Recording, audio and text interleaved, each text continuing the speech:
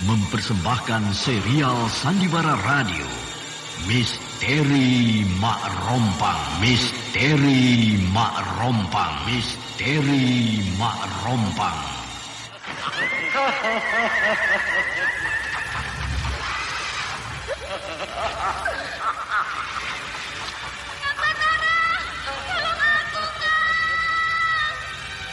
Cepat kemari, Wulan. Mak Rompang. Kisah bangkitnya kembali setiap 200 tahun. Seorang anak manusia yang dapat berganti wajah dan wujud. Terkadang menjadi seorang gadis cantik teramat cantik. Terkadang menjadi seorang nenek tua renta buruk rupa yang selalu menimbulkan prahara dan malapetaka mengerikan bagi umat manusia.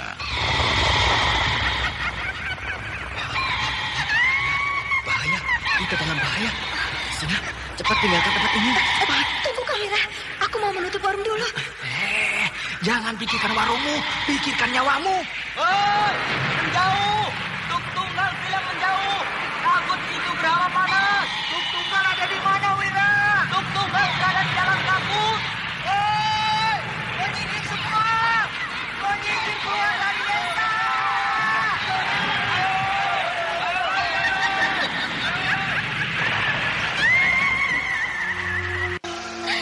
Kang Batara bicara sungguh-sungguh.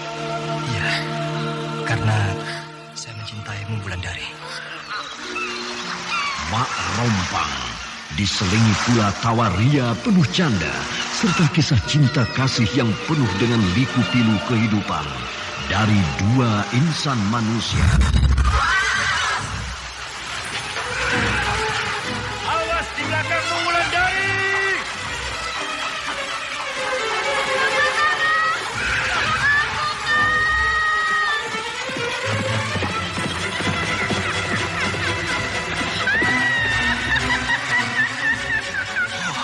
Celaka, Wulandari dibawa lari Mak Rompang. Dia.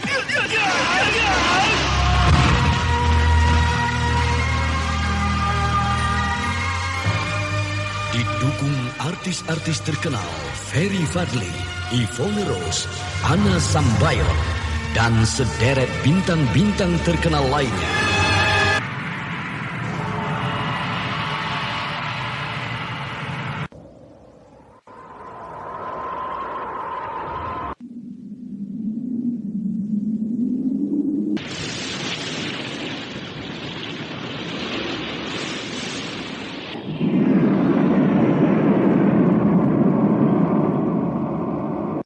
Aku ingin mencari sendiri pembunuh guruku itu.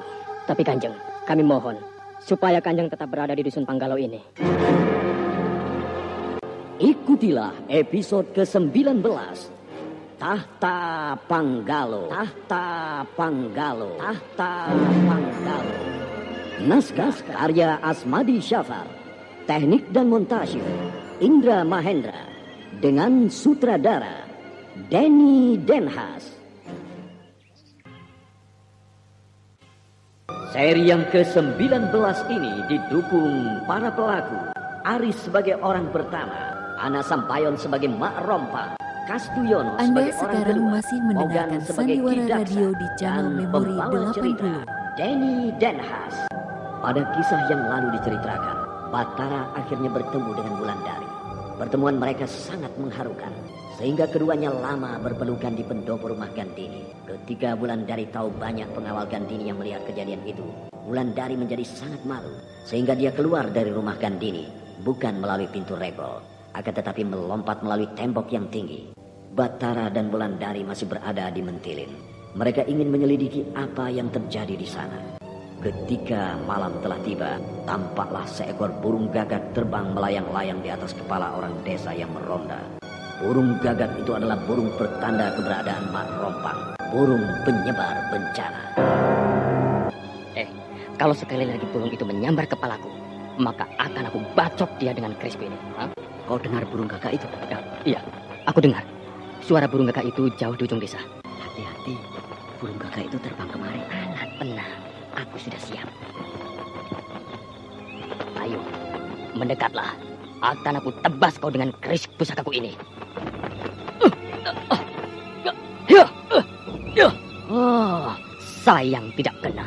Kalau kena, walau sedikit saja oleh kerisku ini, oh, sudah pasti burung itu akan tewas. Sayang ya, padahal burung itu tadi terbang rendah sekali. Kupingmu berdarah itu. Iya ya. Wah, tampaknya burung itu berhasil menyambar kupingmu. Waduh, sialan. Dapat juga dia menyambar kupingku. Tolong lihat, apakah lukanya besar atau tidak? Oh, tidak, hanya luka sedikit. Akan aku tunggu burung keparat itu kemari. Lalu aku akan betul-betul siap menghajarnya. Dan kau juga bersiap-siap. Sehingga burung itu tidak akan bisa lolos kalau dia kemari lagi. Oh iya, baik. Lama betul burung itu. Mungkin dia tahu kalau kita sudah bersiap-siap untuk menebas lehernya. Ya mungkin.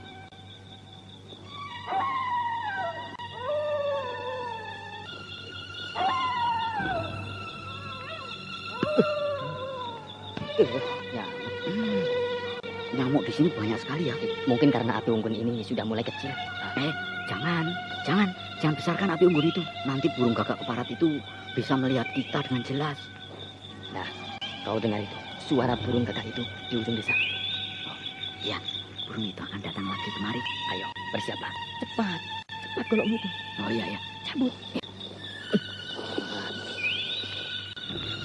Bersiap ya. Aku sudah melihat bayangan hitam burung gagak itu di atas pucuk pohon itu. Nah, ya. Ayo tebas! Iya. Ayo terus. Terus lagi. Awas! Burung itu datang menyambar kepalamu, awas! Iya. Polos lagi. Burung itu kena sambaran golokku. Burung itu tidak kena. Kalau kena burung itu tidak akan bisa terbang lagi. Burung itu kena sambaran mata golokku. Ini lihat, ada darah di mata golokku. Bohong kamu. Mana? Ini? Iya, tapi sayang burung gagak itu hanya kena sambaran golok. Kalau saja dia kena mata kerisku, maka dalam waktu sekejap burung itu akan jatuh dan mati. Kau dengar? Iya ya. Suara seorang perempuan menjerit. Pasti perempuan itu disambar burung gagak yang terluka itu. Mungkin juga ya. Bagaimana kalau kita tolong perempuan itu? Tidak usah. Teriakan itu jauh sekali. Siapa tahu perempuan itu butuh bantuan. Tidak perlu. Di sana kan juga ada orang lain yang sedang meronda. Ada bayangan orang. Mana? Tadi di sana. Mana? Tadi dia berdiri di sana. Alah, ngawur saja. Kamu tidak ada. Nah, itu. Iya. Wah, apakah orang tua ini Nini Rahi ya? Bukan. Berarti dia bukan belis itu kan? Bukan. Orang tua ini manusia biasa. Mau kalian menolong aku? Iya, kemarilah Nini, kemari. Aduh. Perempuan ini sudah sangat tua. Nini. Kenapa Nini? Kenapa? Tanganku terluka. Wah, luka di lengan Nini ini cukup panjang. Tadi ada burung gagak. Oh, burung gagak besar itu Nini? Ya, burung itu terbang di atas kepalaku. Lalu dia menyambar tanganku ini. Oh, Nini tidak usah takut lagi. Karena burung gagak itu sudah kena bacokanku. Sehingga dia tidak akan kembali lagi kemari. Ketika lelaki itu mengatakan bahwa dialah yang membacok burung gagak besar yang terbang di atas kepalanya, tiba-tiba perempuan yang sangat renta itu memandang tajam ke arah laki-laki yang bicara tadi.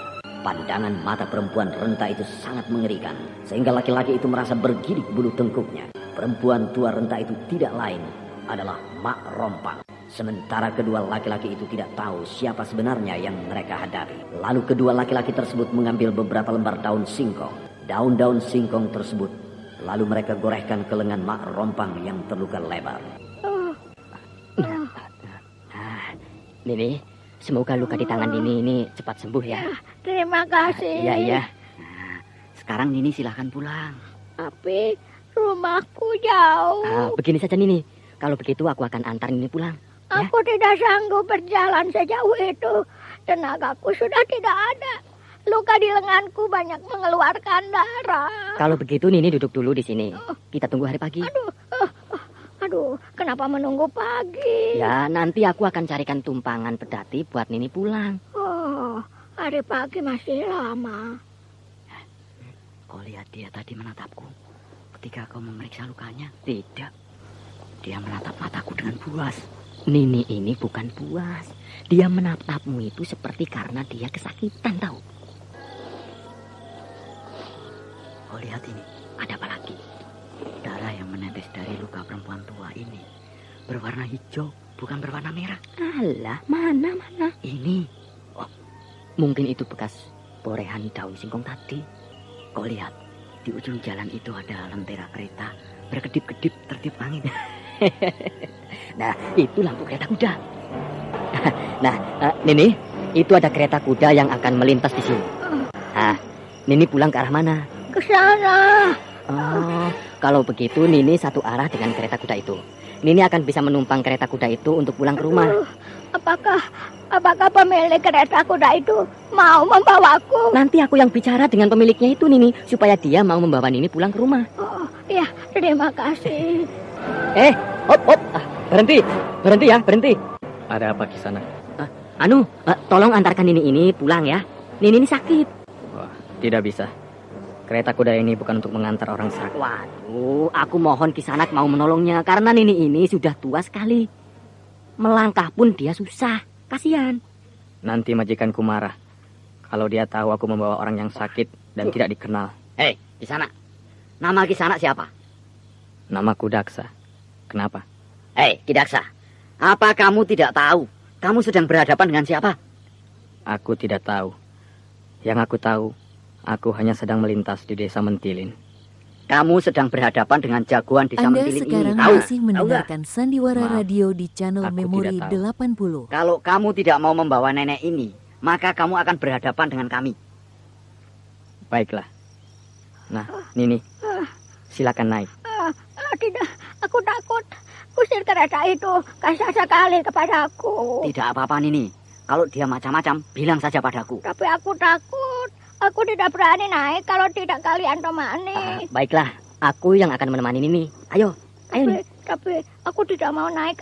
Kalau hanya kamu saja yang menemani aku. Tuh, sama saja nih, sama saja. Aku yang menemani Nini, sedangkan kawanku ini tetap tinggal di sini untuk meronda. Aku tidak mau. Aku mau dia juga ikut menemani aku. Bukankah dia jagoan desa Mentilin ini? Iya, baiklah. Kami berdua akan menemani Nini sampai ke rumah. Ayo ikut. Dengan dipapah oleh kedua peronda itu, maka Mak Rompang berjalan menuju ke kereta kuda yang sangat indah. Kereta kuda itu berhenti di tepi jalan desa Mentilin. Sesampai di dekat kereta kuda, Mak Rompang naik perlahan-lahan, lalu diikuti oleh kedua laki-laki tadi.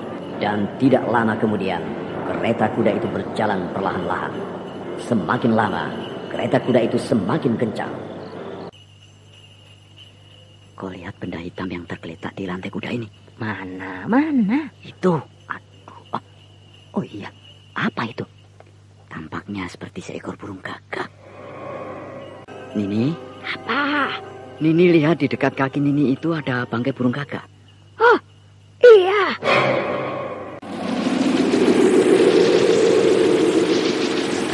Bahwa kedua laki-laki yang meronda itu terjebak. Mereka tidak tahu kalau burung gagak besar yang terbang tengah malam dan menyambar kepala mereka bukanlah burung gagak biasa, akan tetapi burung gagak peliharaan Mak Rompang.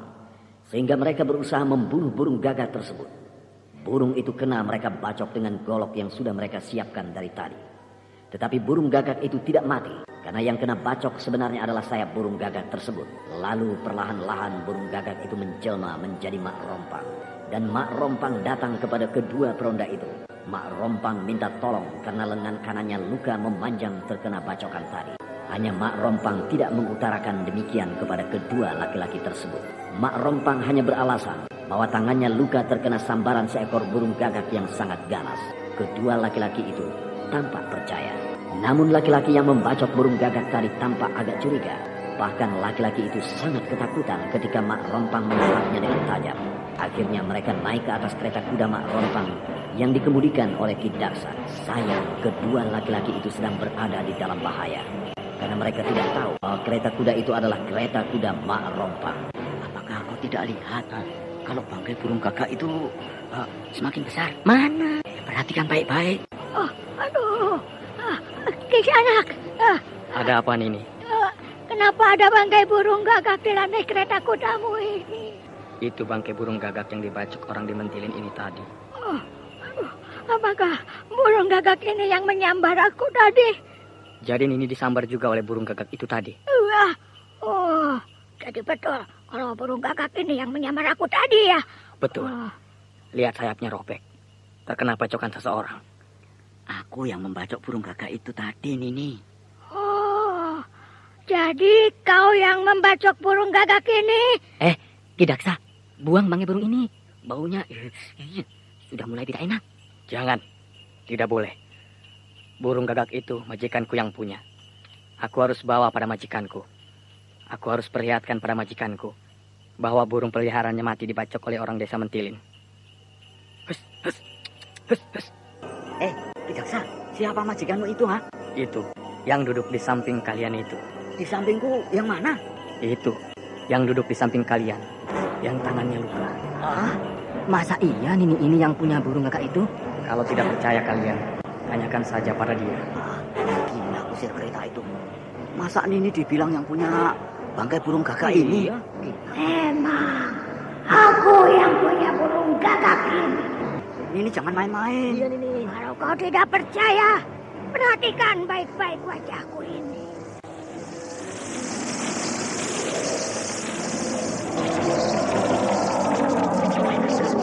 Kita salah duga. Ternyata orang-orang ini bukan manusia biasa. Mereka para siluman yang telah membuat bencana di desa Mentilin. Kita lompat saja. Kalian tidak bisa pergi begitu saja. Kalian akan menerima hukuman yang setimpal karena telah membunuh burung piaraanku ini. Maka kau perhatikan itu, kuku-kuku perempuan tua itu tumbuh semakin panjang. Akan aku potong kuku-kuku itu dengan keris pusakaku ini. Tunggu. Kenapa? Kau lihat bangkai burung gagak itu? Hah? Lama-lama bangkai burung itu berubah menjadi seorang anak kecil. Kini bangkai burung itu sudah tidak ada. Kini yang ada seorang anak perempuan kecil. Kenapa kau buang kerisku itu? Karena kau akan membunuhku dengan kerismu itu. Kita dalam bahaya. Siapa kau anak kecil? Aku angin.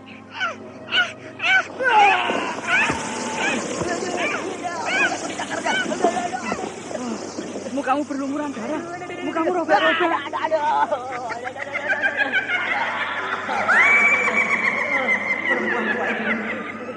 Kalian telah membaca burung gagak tadi, ha?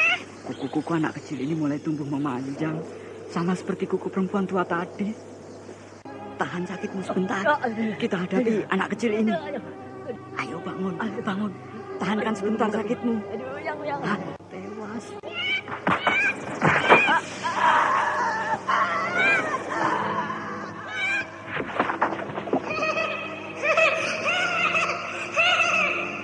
Kedua peronda malam itu tewas dengan muka robek-robek dicakar oleh Mak Rompang yang masih berbentuk anak kecil.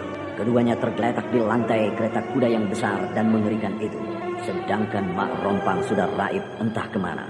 Karena Mak Rompang memang masih belum punya kekuatan apa-apa. Dia masih berbentuk anak kecil yang bernama Angin. Kereta kuda itu semakin menanjak jalannya. Seolah-olah kereta kuda itu menuju bulan sabit yang sedang bersinar pucat. Sementara anak perempuan kecil yang bernama Angit itu duduk di dalam kereta kuda sambil berpegangan kuat-kuat. Seakan-akan dia takut jatuh. Sementara rambut di ubun-ubunnya terurai panjang tidak karuan. Menutupi mukanya yang buruk dan sangat mengerikan itu. Ketika kereta kuda itu sudah sangat tinggi, maka tiba-tiba kereta kuda itu hilang bagai ditelan awan. Yang tampak hanyalah dua sosok tubuh peronda yang melayang jatuh tidak bernyawa. Sementara di kejauhan seekor serigala hutan menengadahkan mukanya ke langit sambil melolong ke arah bulan sabit yang mulai tertutup awan. Sudah kau perhatikan mayat dua orang peronda malam itu, Bulan? Sudah, Kang. Mukanya robek-robek seperti dicakar binatang buas. Dan kau perhatikan apa yang digenggam di dalam tangan salah satu mayat itu? Sudah, Kang Batara. Ada beberapa lembar bulu burung gagak. Berarti kau sudah tahu bencana yang sedang melanda desa ini, kan? Sudah. Bencana ini datang dari Mak Rompang. Bencana ini sebenarnya datang dari Mak Rompang, sehingga sulit bagi kita untuk menghadapinya. Tapi Kang Batara, menurut kitab Dua Mustika, kalau Mak Rompang itu masih dalam keadaan lemah dan kecil, kita masih bisa mencegahnya. Dan saat sekarang ini, Mak Rompang itu masih dalam keadaan lemah. Dia masih kecil. Kau yakin kalau Mak Rompang masih dalam keadaan lemah dan kecil? Bukankah menurut cerita orang-orang desa ini, bahwa yang datang mengamuk itu seorang anak perempuan kecil? Dan mari, perhatikan Kang, luka-luka di wajah kedua mayat itu. Luka-lukanya kecil, walaupun cukup dalam membeladagi muka mereka. Berarti kuku-kuku yang mencakar muka mereka adalah kuku anak kecil. Iya, betul ya. Apa yang harus kita lakukan, Kang Batara? Apakah akan kita hadapi bersama Mak Rompang itu atau bagaimana? Kau mau menghadapi Mak Rompang itu sekarang? Kalau berdua dengan Kang Batara, aku mau. Karena dia masih sangat kecil dan lemah. Ini kesempatan kita untuk menghancurkannya, Kang. Betul, kita akan berhasil mengusirnya. Tapi itu hanya untuk sementara, Wulan. Lalu, bagaimana pendapat Kang Batara? Sebaiknya kita baca dengan cermat kitab Dua Mustika. Pasti di sana ada petunjuk untuk menghancurkan Mak Rompang. Kalau begitu, itu memang lebih baik.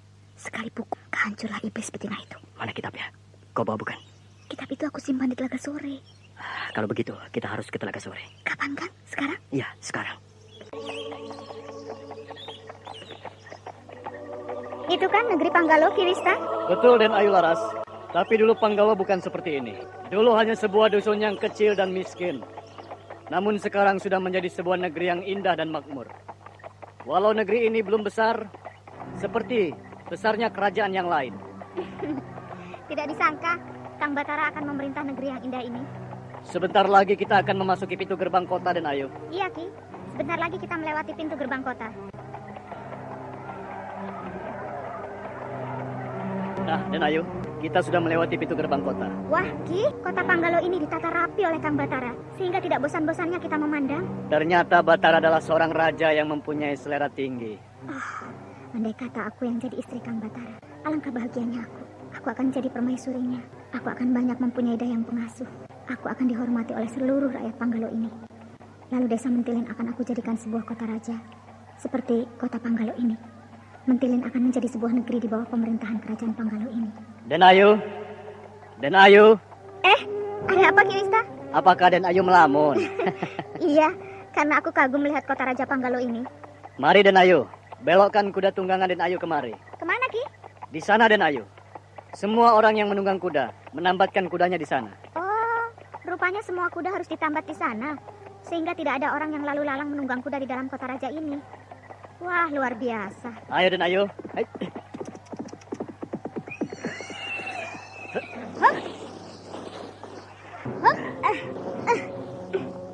Mari kita menuju pintu regol istana Panggalo ini, Kiwista. Ya Den Ayu. Berhenti. Kisanak berdua mau kemana? Kami mau menghadap Kanjeng Gusti Batara. Maaf, Kanjeng Gusti sedang tidak ada. Di mana-mana selalu begini. Kalau mau bertemu dengan orang penting, selalu dibilang tidak ada. Apakah menurut pengawal ini kita tidak pantas untuk bertemu dengan rajanya? Sabar Den Ayu. Kita sedang berhadapan dengan seorang pengawal yang hanya tahu tugasnya begitu. Dia tidak peduli siapa yang dihadapinya. Kalau pesan dari dalam keraton seperti itu, maka dia akan mengatakan begitu. Sama seperti pengawal-pengawal Den Ayu di Mentilin. Jadi kita harus bagaimana, Kiwista? Den Ayu harus membujuknya, supaya dia membolehkan kita masuk. Kisanak, kami datang dari jauh. Kisanak bisa melihat pakaian kami yang sudah lusuh ini. Pertanda kami menempuh jalan yang tidak singkat. Kami berjalan berhari-hari dan bermalam-malam. Hal ini kami lakukan karena kami sangat perlu bertemu dengan Kanjeng Gusti Batara. Bahkan kalau tidak percaya, katakan pada Kanjeng Gusti bahwa aku bernama Gandini mau bertemu dengan Kanjeng Gusti. Maaf, Kanjeng Gusti betul-betul tidak ada. Aku tidak berbohong. Sehingga percuma Kisanak berdua masuk ke dalam keraton. Betul? Betul. Ternyata tidak ada, Kiwista. Akhirnya kedua peronda desa Mentilin itu tewas di tangan angin.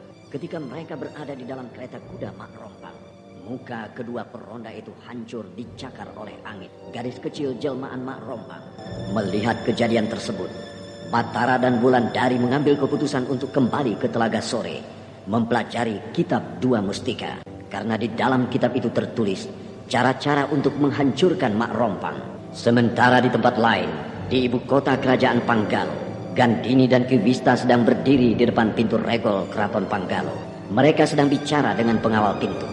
Kalau begitu, Anda sekarang masih mendengarkan Sandiwara Bagaimana kalau Radio kita di menunggu channel saja Memori kedatangan Kanjeng Gusti 80. Batara, Den Ayu? di mana kita harus menunggu? Kita menginap di penginapan Den Ayu. Kisanak, apakah ada penginapan di kota raja ini? Ada. Di ujung sana. Dan itu hanya penginapan satu-satunya di kota raja ini. Mari, Kiwista, kita ke sana. Baik. Kiwista, orang yang keluar dari dalam keraton itu adalah komandan pasukan Kang Batara di Batanghari dulu. Yang badannya tegap itu Den Ayu? Iya, sebaiknya kita tanyakan pada dia. Mungkin dia tahu kemana Kang Batara pergi. Iya Den. Hormat saya haturkan pada Kanjeng. Maaf, Kisanak. Kisanak yang dulu bersama dengan Kanjeng Gusti Batara di pelabuhan Batanghari itu kan? Iya. Kisanak masih ingat pada saya? Iya. Nyai yang bertengkar dengan Cancau. Betul Kisanak. Ternyata ingatan Kisanak baik sekali. Apakah Nyai berdua ingin bertemu dengan Kanjeng Gusti Batara? Betul Kisanak. Saya datang kemari ingin bertemu dengan Kanjeng Gusti Batara. Saya ingin mengucapkan terima kasih saya terhadap pertolongan yang telah diberikan oleh Kanjeng Gusti kepada saya. Karena Kanjeng Gusti sudah dapat menyingkirkan Cancau dari kehidupan saya. Ya, nanti aku sampaikan kalau Kanjeng Gusti sudah kembali. Oh, jadi Kanjeng Gusti Batara memang tidak ada? Tidak ada. Pergi kemana Kanjeng Gusti Batara Kisanak? Aku tidak tahu, Nyai. Apakah lama Kanjeng Gusti pergi? Entahlah, Nyai. Tapi sejak dari Batanghari itu, Kanjeng Gusti belum pernah pulang kemari. Oh, jadi belum pulang kemari ya? Belum, Nyai. Kanjeng Gusti memang sering begitu. Karena Kanjeng Gusti suka pergi seorang diri. Dan tidak pernah tahu kapan Kanjeng Gusti kembali. Kalau kami menunggu, bagaimana? Terserah pada Nyai. Kalau Nyai bernasib baik, maka nanti pun Kanjeng Gusti Batara sudah muncul. Tapi kalau tidak, ya, purnama berikutnya pun belum tentu Kanjeng Gusti akan datang. Baiklah, kami permisi. Silakan, Nyai. Dan ayo, rasa-rasanya laki-laki itu bukan komandan pasukan Panggalo. Kalau dilihat dari pakaiannya, pasti pangkatnya lebih tinggi. Apalagi tadi, pengawal itu menghormatinya dengan sebutan Kanjeng. Rasanya juga begitu, Ki Wista. Tapi aku tidak suka cara dia bicara dengan aku. Dia tampaknya menganggap remeh aku. Betul, Den Ayu. Dia tampaknya agak curiga melihat kedatangan kita kemari. Iya. Den Ayu, biar saja kuda-kuda itu di sana. Kita cari dulu penginapan yang dikatakan pengawal tadi. Tidak usah, Ki. Kita langsung pergi saja. Aku sudah tidak senang dengan kejadian tadi. Ya, baik, Den Ayu. Keras betul. Baru lepas tali tambatan kuda ini. Mungkin tadi Den Ayu mengikatnya terlampau keras. Mungkin juga.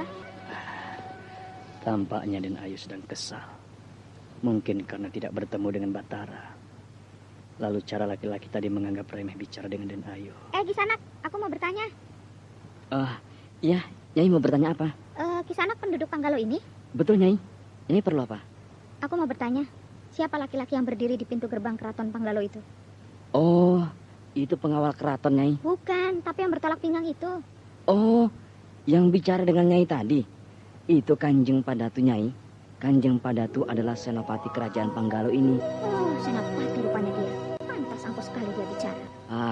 Kanjeng Padatu tidak angkuh, Nyai. Mungkin hanya perasaan Nyai saja. Mungkin juga. Terima kasih atas keteranganmu, Kisanak. Oh, iya. Ayo, Kiwista. Ya, Den Ayu. Ya. Apakah aku bisa bertemu dengan Kanjeng Gusti Batara? Kanjeng Gusti Batara tidak ada, Ki.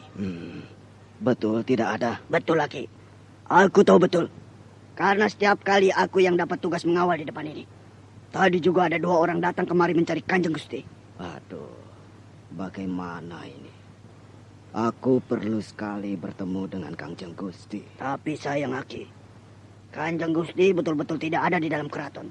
Kanjeng Gusti sedang pergi. Aku ingin sekali bertemu dengan Kanjeng Gusti. Ada berita yang ingin aku sampaikan. Apa keperluan Aki itu? Maaf, aku tidak bisa mengatakannya padamu. Ya, kalau begitu Aki silakan saja tunggu. Atau Aki cari penginapan, karena hari sudah sore. Atau aku bisa bertemu dengan yang lain. Karena aku adalah sahabat dekat Kanjeng Gusti Batara. Tunggu sebentar. Aku akan tanyakan dulu ke dalam, Ki. Jadi begitu pengawal. Betul, Kanjeng Senopati. Ada lagi orang yang memaksakan diri bertemu dengan Kanjeng Gusti. Jadi sudah sejak sore tadi dia menunggu di depan pintu gerbang keraton. Betul, Kanjeng Senopati. Karena tadi Kanjeng Senopati sedang sibuk, saya tidak berani mengganggu Kanjeng. Iya. Lantas bagaimana ciri-ciri orang itu? Sudah tua, Kanjeng. Rambutnya sudah beruban semua. Bahkan alis matanya pun sudah beruban. Berarti orang itu sudah tua betul. Tapi kalau melihat susunan otot-ototnya, tampaknya laki-laki itu masih kuat, Kanjeng. Wah, menarik juga keteranganmu pengawal. Sehingga aku ingin melihatnya keluar. Kalau Kanjeng tidak keberatan, silakan Kanjeng keluar. Memang sebaiknya aku keluar. Karena aku tidak mau ada orang yang masuk kemari. Sementara Kanjeng Gusti Batara tidak ada di tempat. Baik, Kanjeng Senopati. Mari, kita lihat keluar. Baik, Kanjeng Senapati. Sudah malam pengawal. Semuanya sudah gelap. Mana dia? Kemana aki-aki tadi? Tadi dia berdiri di sana, Kanjeng Senapati. Mungkin dia sudah pergi karena terlampau lama menunggu. Mungkin juga, Kanjeng.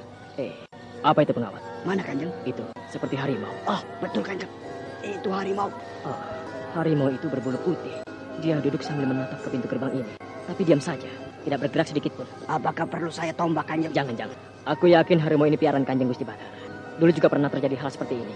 Ketika aku dan Kanjeng Gusti Batara masih sama-sama di dalam pasukan Singasari. Ketika itu, kami akan bergerak ke arah utara. Suatu malam ada harimau putih yang selalu menunggu di depan tenda Kanjeng Gusti. Lalu harimau itu dikejar dan dibunuh oleh seorang prajurit yang lain. Tapi tidak kena. Akhirnya, Kanjeng Gusti Batara marah pada prajurit yang memperlakukan harimau putih seperti itu.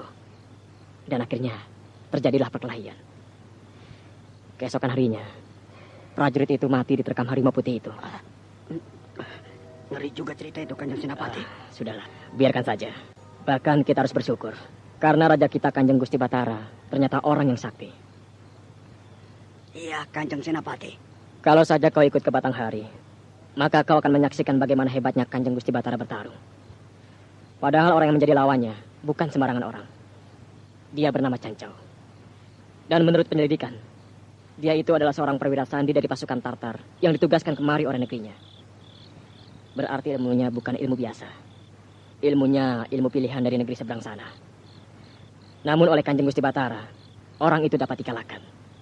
Bahkan Cancau tewas di tangan Kanjeng Gusti Batara. Belum lagi pengalaman-pengalaman Kanjeng Gusti yang lain. Sudahlah, kita sangat bersyukur. Karena kita memiliki seorang pimpinan yang sakti mandraguna, seperti Kanjeng Gusti Batara. Betul, Kanjeng Senapati. Kita kemana, Den Ayu? Kita menuju hulu sungai Tembesi, Ki Wista.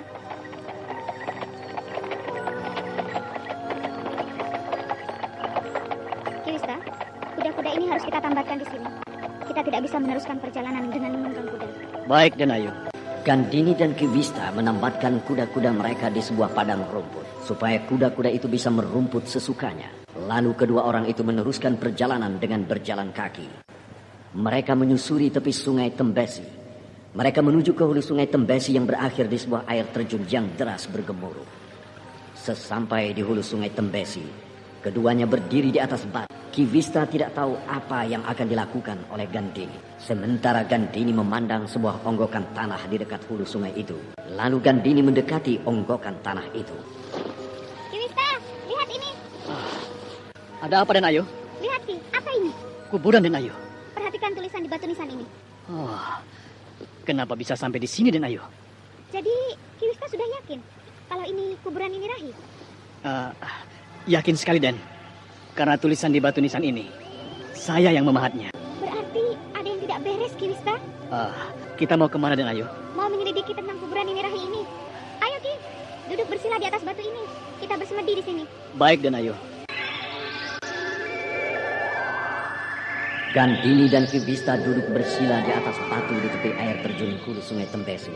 Perlahan-lahan tubuh mereka mulai basah terkena tembias air terjun yang jatuh bergemuruh itu. Sementara matahari perlahan-lahan mulai condong ke arah barat. Hari sudah menginjak sore.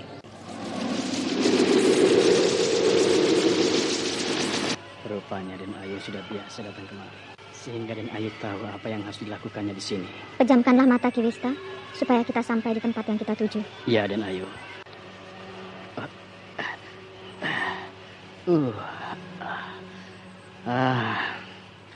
Aku jadi kuyup terkena tempias air terjun ini. Aneh. Dan Ayu Gandini mulai terangkat perlahan-lahan dari duduknya. Sementara tubuhnya tidak basah terkena tempias air terjun ini. Dan Ayu melesat masuk ke dalam kolam di bawah air terjun ini. Dan Ayu hilang tenggelam di dalam kolam ini. Dan Ayu! Dan Ayu! Dan Ayu tidak muncul-muncul. Dan Ayu tenggelam. Dan Ayu! Dan Ayu! Dan Ayu tenggelam. Apa yang harus aku lakukan? Aku tinggal sendirian di sini. Aku tidak tahu harus kemana minta tolong. Tolong! Tolong! Aku akan ambil tali di pelana kudaku. Aku harus menolong Den Ayu.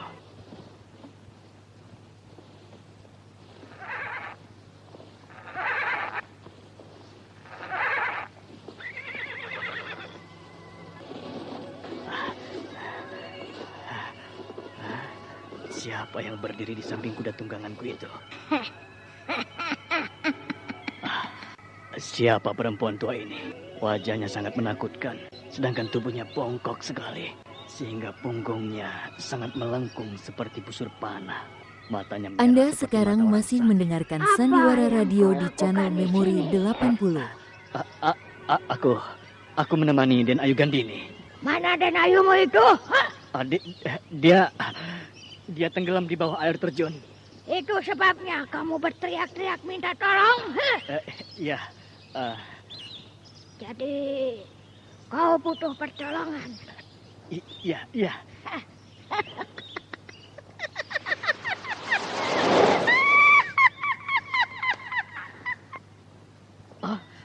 Perempuan itu menghilang. Perempuan tua itu memang hilang di hadapan Ki Wista. Perempuan tua yang bernama Mak Rompang itu tidak tampak bekasnya sedikit pun. Sehingga Ki Wista jatuh terduduk karena terkejut. Dia tidak bisa bilang apa-apa. Mulut Ki Wista bagai terkunci. Sedangkan tubuhnya tidak dapat dia gerakkan sedikit pun. Ketika hari sudah mulai malam, barulah Ki Wista berdiri perlahan-lahan. Lalu dia berjalan kembali ke arah air terjun. Ki Wista duduk sambil memandang ke bawah, ke dalam air kolam besar yang bergemburuk ditembus air terjun. Dia tidak peduli lagi kalau tubuhnya sudah basah kuyup terkena tempias. Perlahan-lahan pula Ki Wista melelehkan air mata. Dan ketika Ki Wista memalingkan mukanya ke arah kuburan Nini Rahim, kembali dia terkejut karena dari arah kuburan itu tampak sepasang tangan yang tua dan kelimut menggapai-gapai. Seolah-olah tangan itu mencari pegangan yang kuat untuk menarik tubuhnya ke atas dari dalam lubang. Ketika Ki Wista datang melihat, maka kembali Ki Wista terkejut. Bahkan sangat terkejut karena pemilik sepasang tangan itu adalah Mak Rompang yang berusaha keluar dari dalam lubang kuburan Nini Rahim. Maka tanpa bisa menjerit sedikit pun, Ki Wista jatuh pingsan. Sementara Mak Rompang sudah keluar dan berdiri di tepi kuburan. Lalu dia berjalan perlahan-lahan ke arah kereta kuda yang sudah menunggu. Sedangkan kusir kereta itu tidak lain adalah Ki Daksa. Sementara itu pula, jauh di dasar kolam, di bawah batu cadas yang keras, Gandini sedang duduk bersila. Matanya masih terpejam, sedangkan tubuhnya tidak basah sama sekali. Pertanda Gandini tidak menembus kolam besar tempat air terjun itu jatuh. Gandini secara gaib sampai di sana, di tempat Aki Lumut bersemayam. Sedangkan tempat Aki Lumut itu tidak ada pintu dan jendelanya. Bukalah matamu.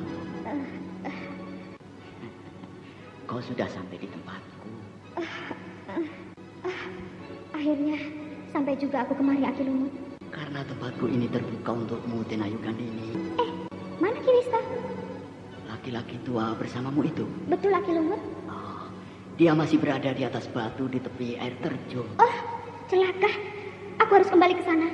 Aku harus membawanya kemari, Aki Lumut. Jangan, Den Ayu. Dia tidak akan bisa sampai kemari.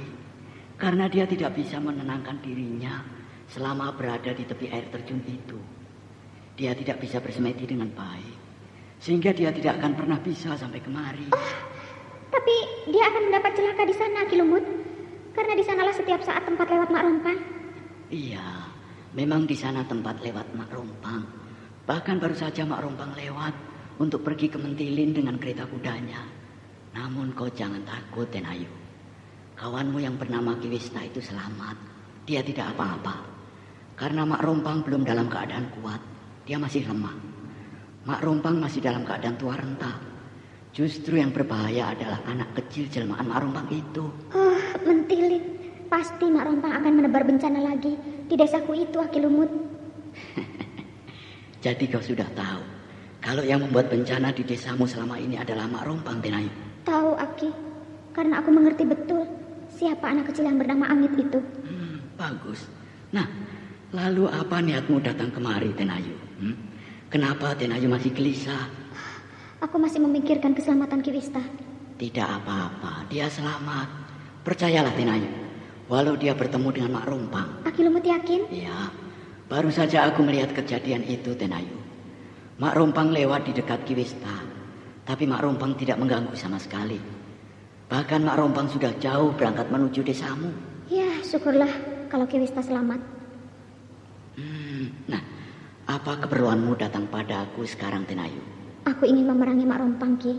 Bahkan aku ingin lepas dari kekuasaannya. Tolong beri jalan aku. Begitu. Iya, Ki. Rasanya sulit, Tenayu. Karena di tengkuk Tenayu sudah ada lambang kembang Kamboja. Bahkan lambang itu sudah semakin dalam tumbuhnya, sehingga sulit untuk dihilangkan. Tumbuh? Betul, Tenayu. Kalau Tenayu tidak percaya, cobalah pegang lambang bunga Kamboja di tengkuk Tenayu itu. Maka Tenayu akan merasakannya, bahwa sudah ada akarnya yang menancap ke dalam kulit Tenayu. Iya. Selama ini tidak pernah aku perhatikan. Kenapa kau ingin lepas dari Mak Rompang, Tenayu? Karena selama ini tidak pernah keperluanku yang diperhatikan oleh dia. Tapi selalu kebutuhan dia yang harus aku laksanakan. Apalagi seperti sekarang ini. Dia sudah tidak memperdulikan aku lagi. Dia membuat bencana di Mentilin. Sehingga aku menjadi kecewa dan bingung. Karena penduduk Mentilin menuntut supaya aku bisa mengusir dan menghilangkan bencana yang ditimbulkan Mak Rompang ini. Oh ya, iblis itu memang licik, Tenayu. Dia akan cocok bila bertemu dengan orang yang juga licik. Seperti Ki Sabrang misalnya. Ki Sabrang itu adalah manusia yang lebih licik dari Mak Rompang. Sehingga Mak Rompang sangat suka padanya. Bahkan Mak Rompang sangat sayang pada Ki Sabrang. Sedangkan Tenayu tidak mempunyai sifat seperti itu. Sayang sekali. Karena di tengkuk Tenayu sudah ada lambang bunga Kamboja. Kalau saja lambang itu tidak ada, aku bisa menolong Tenayu untuk bisa jauh dari dia. Ki Sabrang. Dia memang manusia terlicik yang pernah aku kenal selama hidupku, Ki Lumut. Iya, memang. Apakah Ki Lumut tahu di mana dan siapa yang bisa menghilangkan lambang bunga Kamboja di tengkukku ini? Yang bisa menghilangkannya hanyalah Mak Rompang. Tapi tentu hal itu tidak akan mungkin terjadi. Ya. Tapi tunggu. Apakah ada cara lain untuk menghilangkannya, Ki? Rasa-rasanya ada cara lain yang bisa menghilangkannya, Tenayu. Bagaimana, Ki? Bagaimana? Sebentar, tunggu dulu. Aku pernah mendengar nama seorang perempuan tua yang sangat sakti di zaman dahulu. Jauh sebelum kau lahir. Bahkan bapakmu Ki Reksa pun belum lahir ketika itu. Nama perempuan sakti itu adalah Nini Jatisuli. Nini Jatisuli? Ya, Nini Jatisuli itu adalah musuh besar Mak Rompang. Bahkan Mak Rompang sangat takut berhadapan dengan Nini Jatisuli. Karena ilmu kepandaian mereka hampir seimbang. Hanya saja Nini Jatisuli kalah semata, kalau boleh dibilang begitu. Dan di akhir hayatnya, Nini Jatisuli mengetahui kelemahan Mak Rompang. Namun dia tidak bisa lagi menghadapi perempuan iblis itu. Karena tenaganya sudah tidak sehebat ketika dia masih muda. Sehingga Nini Jatisuli menuliskan di dalam sebuah kitab. Kitab itu bernama Kitab Dua Mustika. Apakah di dalam kitab itu ada dituliskan bagaimana cara membuang lambang bunga Kamboja di tengkukku ini? Aku rasa tentu ada, Tenayu. Karena kalau saja Mak Rompang itu hancur, maka lambang bunga Kamboja itu juga akan hilang dengan sendirinya. Kemana aku harus mencari kitab Dua Mustika itu, Ki Lumut? Aku sendiri tidak tahu di mana kitab itu sekarang berada, Tenayu. Tapi ada seorang raja muda yang gagah. Dia tahu tentang kitab itu. Cobalah temui dia. Siapa raja muda itu, Ki Lumut? Raja muda itu bernama Kanjeng Gusti Batara. Batara? Ya, dia memerintah sebuah negeri yang makmur.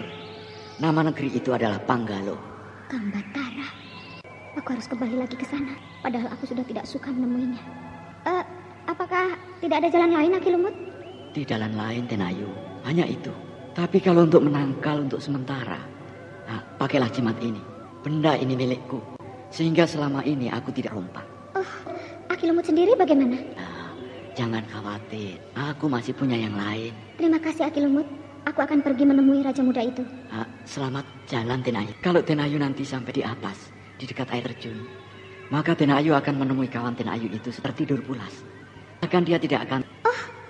Sudahnya. Telaga sore ini masih seperti dulu ya, Bulan? Dan kalau bisa, telaga sore ini tidak mungkin Nini Guru sedang murung. Nini Guru tidak akan murung. Kalau kita bisa membalaskan sakit hati Nini Guru terhadap Mak Rompang. Iya, Kang. Kita harus bisa membalaskan sakit hati Nini Guru pada iblis betina itu. Di mana kau simpan kitab Dua Mustika itu, Wulandari? Tunggu, akan aku ambilkan. Nah, ini kitab Dua Mustika itu, Kang Batara. Sudah berdebu.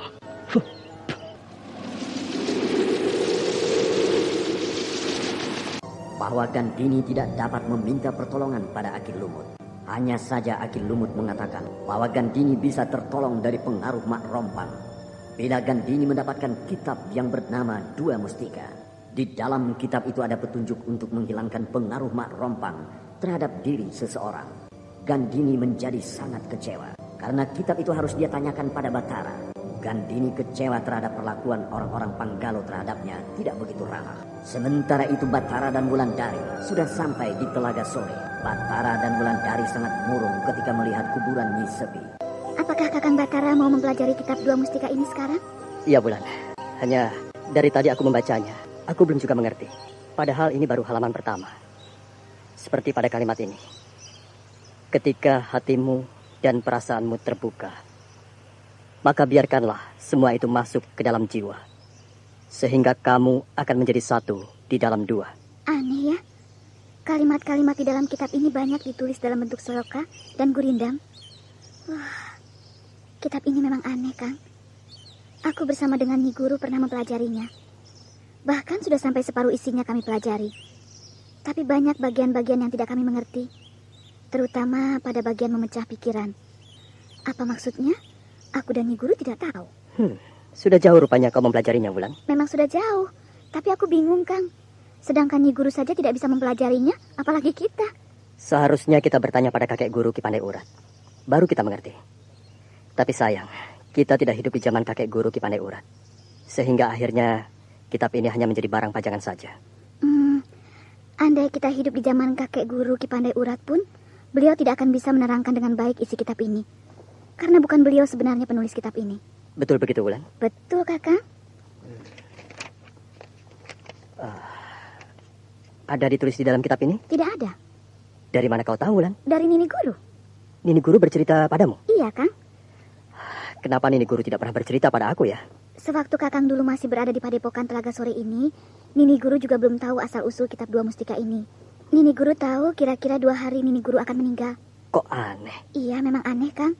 Selama 2 hari mau meninggal itu, Nini Guru selalu didatangi oleh kakek guru Ki Pandai Urat dan Ki Mujur. Oh, Ki Mujur? Iya.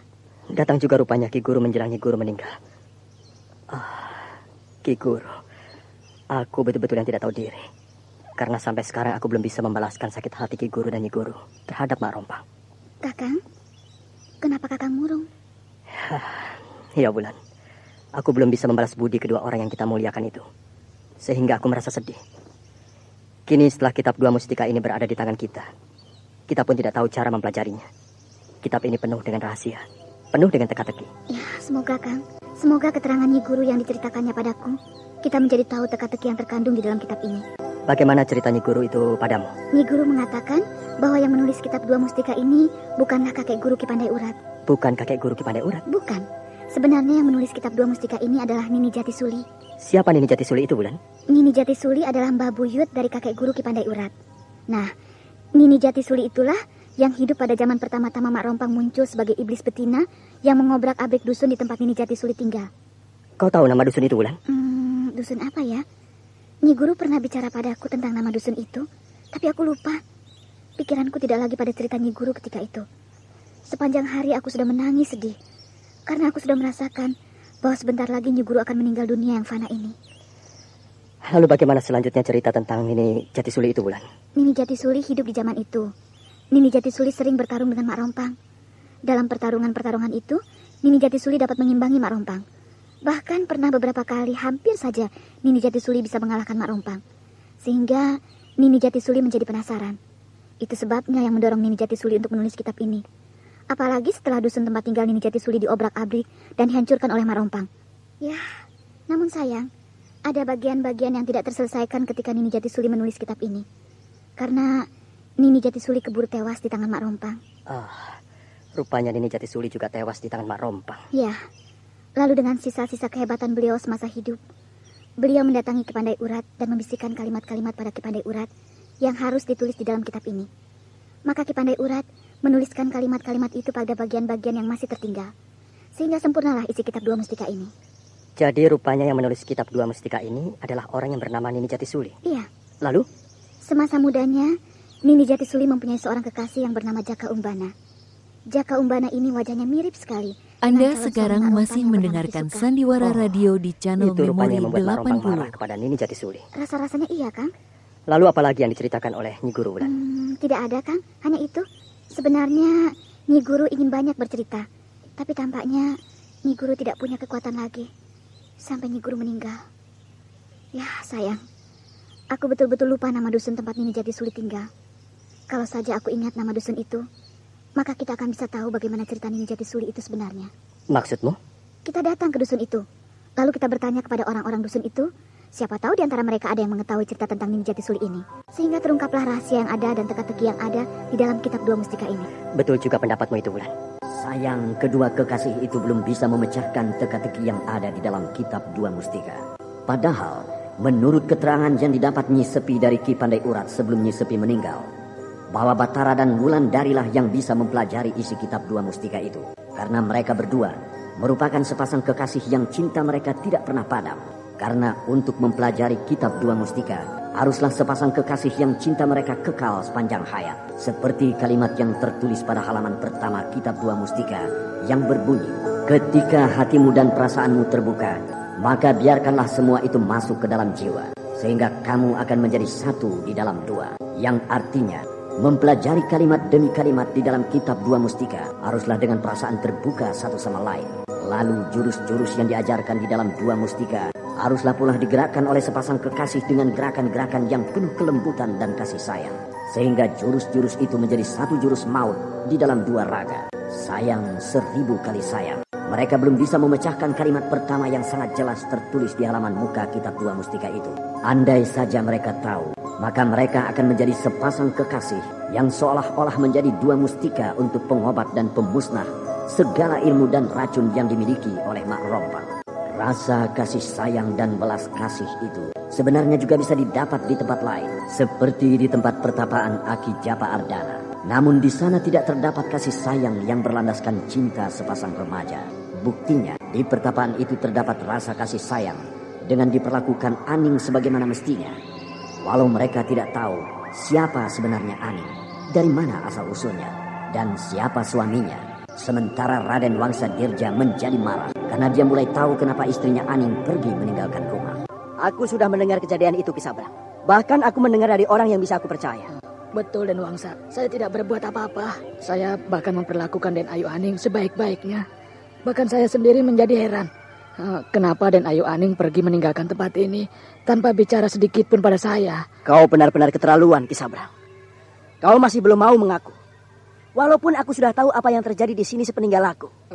Kalau perlu saya menyembah dan saya mencium kaki Raden Wangsa, bertanda rasa hormat dan ketulusan hati saya, Den. Kau rupanya masih juga tidak mau mengaku. Padahal aku tahu di mana istriku itu berada. Menurut emat saya, Raden Ayu Aning pergi dari sini hanya karena untuk menghilangkan kesedihan hatinya. Karena ayahanda Raden Ayu Aning tewas dibunuh oleh musuh-musuh kita. Kalau begitu, mari kita jemput istriku ke sana. Raden Wangsa Dirja tahu di mana Raden Ayu Aning berada? Tahu. Pengawal. Saya mengaturkan sembah, Raden. Raden Wangsa Dirja memanggil saya. Ya. Apa yang perlu saya lakukan, Raden? Ceritakan pada Ki Sabrang apa yang kau ketahui tentang istriku. Baik, Raden. Ketika Raden Ayu Aning hilang dari rumah ini, kebetulan saya melihat Raden Ayu Aning berjalan di luar desa Tegal Sari ini. Karena keadaan desa kita ketika itu sedang dalam keadaan tidak aman. Saya sebagai seorang pengawal, maka saya mengikuti Raden Ayu Aning dari jarak yang cukup jauh. Maksud saya untuk menjaga keselamatan Raden Ayu Aning. Setelah berhari-hari mengikuti, maka saya putuskan untuk kembali ke Tegal Sari ini karena rupanya Raden Ayu Aning memutuskan untuk menjadi seorang petapa di sebuah pertapaan yang terletak di lereng Gunung Dempo. Apakah kamu yakin Den Ayu Aning untuk menjalani hidup sebagai seorang petapa? Rasanya memang begitu, Ki Sabrang.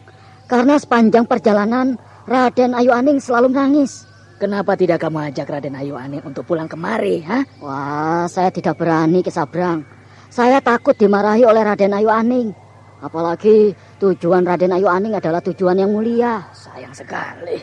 Nah, sudah kau dengar semua penjelasan dari pengawal ini, Ki Sabrang? Sudah, Den. Sekarang mari kita pergi menjemput istriku. Baik, Den. Kamu juga ikut pengawal. Kamu sebagai petunjuk jalan. Siaga, Raden Wangsa. Tampaknya hanya kamu yang betul-betul akan menjadi petapa, Ani. Karena kebanyakan orang tidak akan kuat menjalani hidup seperti ini. Apalagi kamu masih begitu muda. Aku sudah pikirkan masak-masak, Rahayu. Dan tampaknya inilah jalan hidup yang terbaik bagiku. Aku akan melupakan segala urusan dunia. Aku akan melupakan semua kemewahan dunia. Tujuan hidupku kini hanya satu. Aku hanya akan membaktikan diri kepada Sang Pencipta Jagat Raya ini. Kalau tidak jalan ini yang aku tempuh, maka aku mungkin akan bisa gila. Karena aku sudah berpisah dengan anakku satu-satunya. Lalu juga bapakku tewas dibunuh orang. Tapi kamu pantas berpakaian seperti petapa ini, Aning. Iya, Rahayu. Aku sudah tidak memikirkan pantas atau tidaknya pakaian seperti ini. Yang aku pikirkan hanya satu. Hidup mensucikan diri. Hanya itu. Apakah betul yang aku lihat ini? Ada apa, Aning? Kamu bicara dengan siapa? Tidak. Mari kita pulang. Sudah terlampau lama kita berjalan-jalan di lereng gunung ini. Bukankah kita kemari untuk menunggu kedatangan kakak Aningya? Tidak usah, kita kembali saja. Aku ingin melanjutkan pelajaran yang telah diberikan oleh Aki Japa Ardana. Kenapa harus tergesa-gesa? Supaya pelajaran itu tidak lupa olehku. Ayo Rahayu, kita pulang, ayolah. Aning dan Rahayu berjalan pulang kembali ke pertapaan Aki Japa Ardana. Namun Rahayu menjadi heran melihat Aning yang terburu-buru. Sementara mukanya pucat pasi. Tetapi Rahayu tidak tahu kenapa Aning seperti itu. Padahal sewaktu mereka berdua berdiri di lereng tebing tadi, di kejauhan Aning sudah melihat kedatangan Raden Wangsa Dirja bersama Ki Sabrang dan seorang pengawal.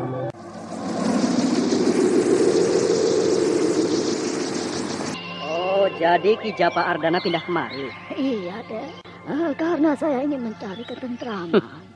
Bukankah di lereng Bukit Perinduan dulu juga sebuah tempat yang tentram? Betul, Raden. Tapi rasa-rasanya panggilan hati ada di lereng gunung ini. Jadi bukan semata-mata menghindari dari Tegal Sari? Oh, tidak, Raden. Semata-mata bukan itu. Bukan menghindar dari kami? Bukan, Raden. Sekali lagi bukan. Bagus kalau begitu. Celaka, Raden Wangsa akan menemukan aku di sini. Dan aku pasti dibawa kembali ke Tegal Sari. Tempat yang nyaman dan tentram. Ternyata Aki Japa Ardana pandai memilih tempat. Dan tempat ini memang lebih nyaman bila dibandingkan dengan Bukit Perinduan dulu. Nah, kini aku akan bertanya pada Aki Japa Ardana. Tentang apa, Raden? Tentang istriku. Apakah ada perempuan yang bernama Aning di sini? Karena tentu tidak sopan kalau aku harus memeriksa tempat Aki Japa Ardana ini. Ada, Raden. Tetapi maaf, dia sudah memutuskan untuk menjadi seorang petapa.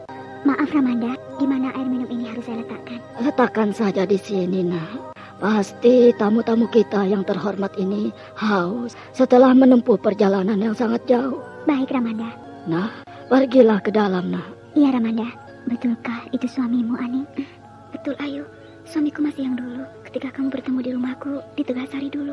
Suamimu berbeda dengan Ki Sabrang. Suamimu jelas sekali terlihat bahwa dia adalah seorang bangsawan.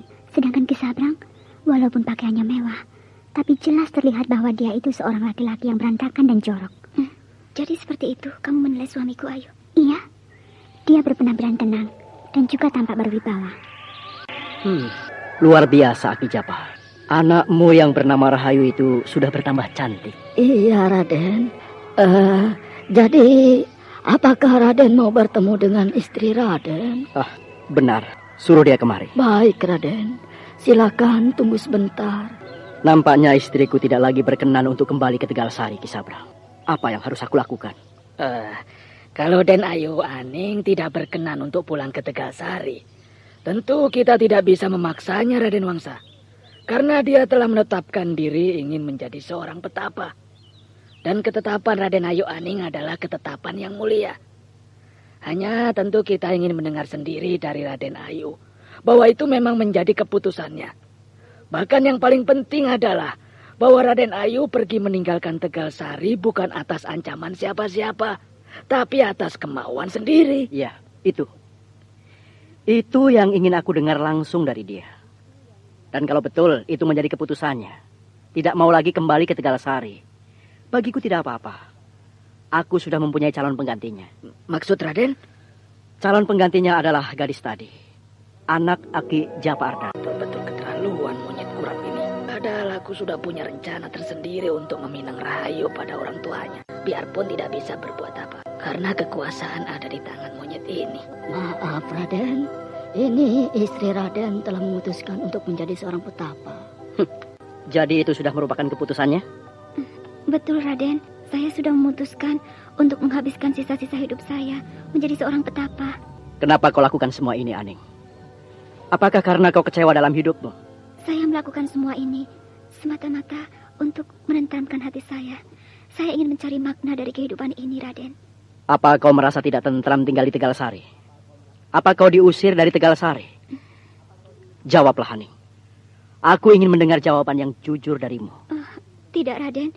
Ini semua atas kehendak saya sendiri. Karena saya merasa ada panggilan hidup seperti ini. Jadi kau betul-betul tidak ingin kembali ke Tegalsari? Keputusan saya sudah tetap. Betul? Tidak akan berubah lagi? Sudahlah, Raden. Biarkanlah istrimu memilih jalan hidupnya. Karena itu sudah menjadi keputusannya. Baik. Tapi ingat, Aki Japa. Istriku memilih jalan seperti ini. Pasti terpengaruh oleh kata-katamu. Sehingga aku meminta tanggung jawabmu. Percayalah, Raden. Aku akan membimbing istri Raden sebaik-baiknya. Itu memang tugasmu. Tapi aku menuntut tanggung jawab yang lain darimu. Yaitu sebagai gantinya. Anakmu Rahayu akan aku bawa ke Tegalsari untuk jadi istriku. Tapi Raden... Tidak usah kau menolak permintaanku, Aki Japa.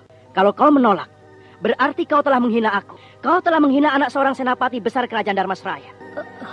Yang aku maksud, apakah anakku Rahayu bersedia menjadi istri Raden? Karena anakku adalah seorang gadis yang dibesarkan dan hidup di lereng gunung.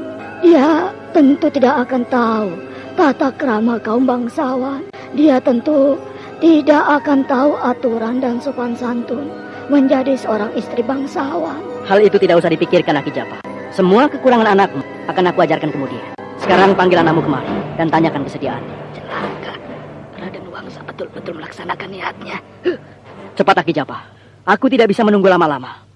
Karena niat baik ini tidak boleh ditunda-tunda. Mendengarkan Sandiwara Radio di channel Memori 80. Saya mohon agar Raden bersabar. Karena anak saya belum berniat untuk berumah tangga.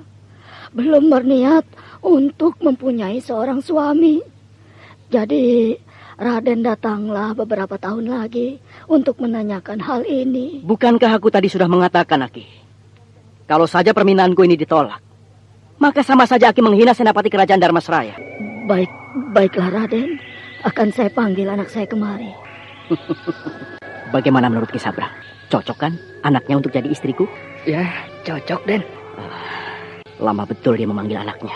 Ya, mungkin dia sedang membujuk anaknya, Den. Karena anaknya tentu akan menolak permintaan Raden ini. Kenapa harus ditolak? Bukankah hal ini adalah niat yang bagus? Pikiran orang kan lain-lain, Den. Tidak selalu sama dengan pikiran kita. Pikiran boleh berlainan. Tapi niat yang baik harus cepat diterima. Iya, Den. Saya datang, Raden. Duduklah kau diambil ini. Terima kasih. Ayu, tentu kau sudah mendengar niat baikku dari bapakmu. Sudah, Raden Wangsa. Lalu, apa tanggapanmu? Saya ingin menolong istri Raden. Dia tidak mau lagi menjadi istri Raden. Karena dia sudah memutuskan untuk jadi petapa. Maka saya bersedia menggantikan kedudukan istri Raden itu. Rahayu, apakah kau sadar apa yang kau ucapkan? Anakmu sudah memilih yang terbaik di dalam hidupnya, Ki Japa. Sehingga kau tidak usah menghalangi pilihan anakmu. Oh, anakku, berlainan sekali dengan apa yang kau katakan kepadaku beberapa hari yang lalu. Kenapa kau tiba-tiba jadi begini, Rahayu? Saya kan sudah dewasa, Ramanda. Sudah saatnya saya memilih untuk berumah tangga. Apalagi yang saya lakukan ini adalah untuk menyelamatkan Aning dari kewajibannya sebagai istri Raden Wangsa Dirja. Sialan, lagi aku selangkah dari Raden Wangsa ini. Nah, mari Rahayu, kita berangkat ke Tegalsari. Kau akan menempati rumah yang ditempati oleh Aning dulu. Dan kau tentu sudah tahu kan? Karena kau dulu pernah menginap di sana. Baik, Raden. Saya sudah siap untuk ikut Raden ke Tegalsari. Terjadi lagi apa yang aku cemaskan. Padahal aku ingin sampai akhir hayatku. Kedua anakku jangan kemana-mana dulu. Tetapi kini terang-terangan anakku dirampok di hadapanku. Oh Gusti yang Maha Agung, kembali kau beri aku cobaan yang berat. Aki Japa Ardana tidak bisa bicara apa-apa karena anaknya Rahayu mau dilamar oleh Raden Wangsa Dirja. Bahkan Raden Wangsa Dirja langsung membawa Rahayu ke Tegalsari. Tampaknya orang tua itu ingat kejadian masa lalu ketika anaknya yang bernama Anindya dibawa lari oleh siluman yang bernama Lambano. Namun kali ini tentu tidak seguncang dahulu bagi Aki Japa Ardana, karena anaknya Rahayu jelas siapa yang membawa dan kemana dia dibawa. Hari sudah berganti sore. Aki Japa Ardana masih duduk di depan gubuknya. Sementara di kejauhan tampak Anindya melangkah satu-satu mendaki lereng yang terjal. Aki Japa memandang langkah kaki anaknya itu dengan senyum yang getir. Karena kini dia kehilangan anaknya yang lain. Walaupun anaknya yang tua sedang melangkah datang ke arahnya. Ramanda, kenapa Ramanda murung? Apa Ramanda sakit? Tidak, anakku.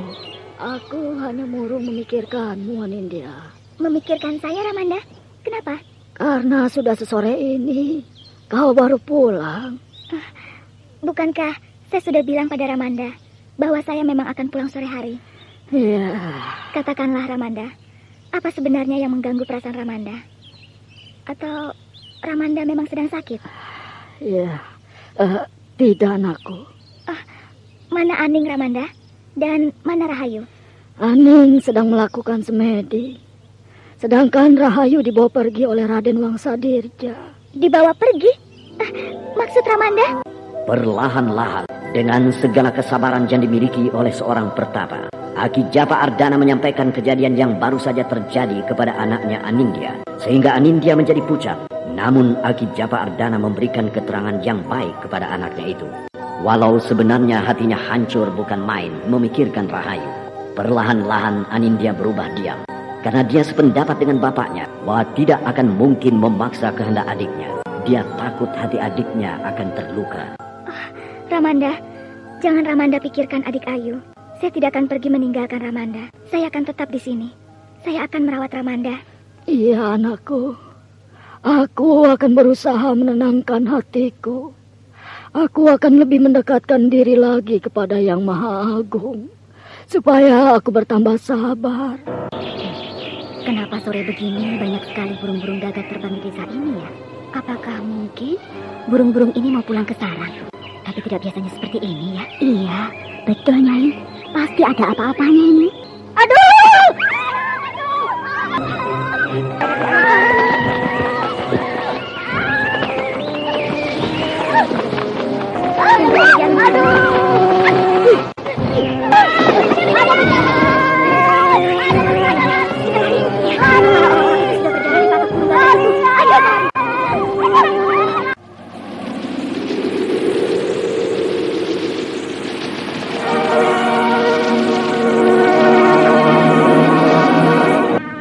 Demikianlah tadi serial Sandiwara Radio Misteri Mak Rompang, episode ke-19, Tahta Panggalo, dipersembahkan oleh Denhas Adya Suara bekerja sama dengan PT Sinar Effendi Murni, produsen tablet obat kuat Aladina, obat terlambat bulan Menpas Kapsul, tablet obat kuat dan pegal linu Duta Rema, dan jamu godok Cap Gorilla. Terima kasih atas perhatian Anda. Sampai jumpa.